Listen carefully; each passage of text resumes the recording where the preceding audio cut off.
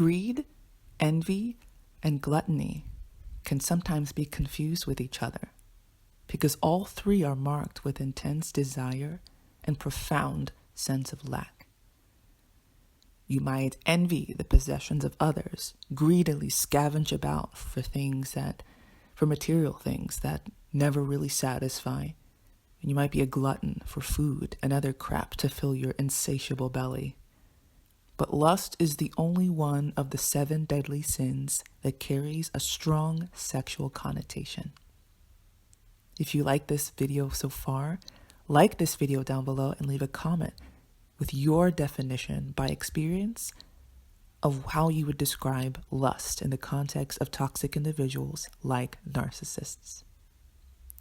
So lust can be defined as an uncontrolled and intense desire for sex or sexual gratification, even to the point of abuse and exploitation of sex. It always progresses and grows to encompass more sin. And that's always the case with toxic individuals and people who are totally submerged under these 7 deadly sins. They never just stop at one. Now, obviously, narcissists don't solely lust after sex. Some narcissists actually don't even have much of a sexual appetite at all due to maybe some childhood trauma. That's usually the case. But they lust after all of the feelings that come with sex, such as attention, love, touch on the positive side, but also possession and control on the negative side. These things for between 2 consenting adults are normal and healthy to crave attention, love, and touch. But however, desire becomes lust when healthy craving becomes perverted and sex or intimacy is misused.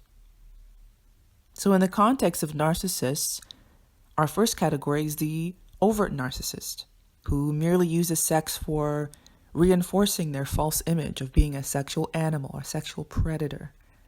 Everything they do is rooted in their obsession with their physical body, like the somatic narcissist, which will ultimately bring them more sex, which will validate that they're valuable in this world. Unlike the covert narcissist, the overt narcissist might actually be interested in intimacy at times, but that comes in the form of sexual favors and compliments and the sexual response within the act. While the covert narcissist demands control, the somatic narcissist demands power. In the covert sense, covert narcissists don't actually have much appetite. These are those that give their mind and their thoughts and their intelligence more weight than their physical body. Typically, they despise their physical body. It weighs them down. They're usually not very attractive. If they are, it's by chance.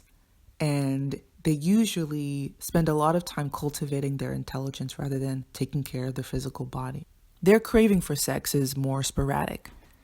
The action is typically robotic.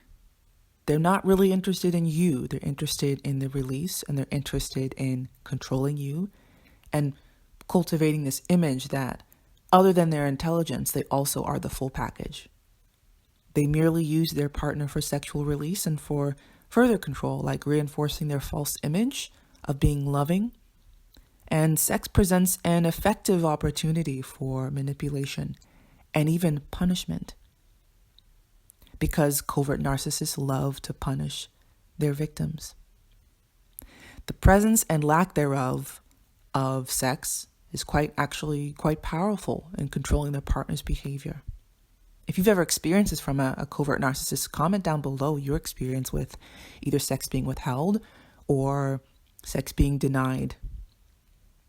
But the point is that lust is something that narcissists use to control. They use sex to regulate their inward emotions of self-worth and their inner ego. They use sex to validate their false self and everything that they wish they were in a relationship. They use it to control you and to control the way you perceive them, to control your behavior, using sex or not using sex. the presence and the absence thereof to control how you respond to them. It is part of the love bombing phase. It is part of the devaluation phase and part of the discarding phase of a narcissistic relationship. But the goal that I want you to see here is that sex is not love. Lust is not their version of love. It is when they engage in a sexual relationship with you, it is not them telling you that they love you. It is another means to an end. It is a means to control, to abuse, to invalidate, and to strengthen the weak foundation on which their false self is based. Whether they are a covert or a overt narcissist, it does not matter. This lust is not love.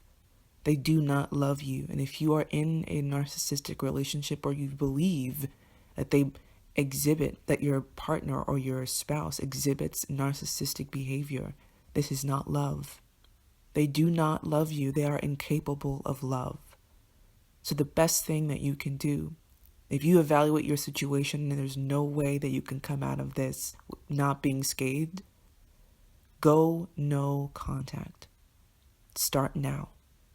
Separate yourself from things that are toxic, from people that are toxic, environments that are toxic. This is what my channel is all about. So leave a comment down below if this resonates with you.